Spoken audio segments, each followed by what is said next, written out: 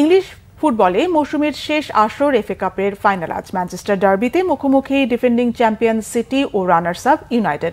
ওয়েম্বলিতে বাংলাদেশ সময় রাত ৮টায় শুরু হবে দুই নগর প্রতিদ্বন্দ্বীর শিরোপা লড়াই। এই মাঠেই গত মৌসুমে এফএ কাপের ফাইনালে মুখোমুখি হয়েছিল সিটি ও ইউনাইটেড। পেপ গার্ডিওলার সিটি ২-১ গোলে শ্রেষ্ঠত্ব দেখিয়ে পরে ট্রেবল জয়ে মৌসুম শেষ করেছিল। সিটি এবার প্রিমিয়ার লিগ জিতলেও চ্যাম্পিয়ন্স লিগ থেকে ছিটকে গেছে। আর এরিক টেন হাগের ইউনাইটেড তো মৌসুমের শুরু থেকেই ছন্দ হারানোর এক দল। ৮ নম্বরে থেকে প্রিমিয়ার লিগ শেষ করা দলটির এই মৌসুমে সাফল্য বলতে শুধু এই ফাইনাল।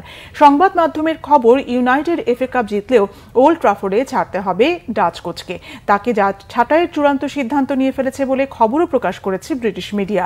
চলতি মৌসুমে চিরপ্রতিদ্বন্দ্বী দুই দলের এটি তৃতীয় সাক্ষাৎ।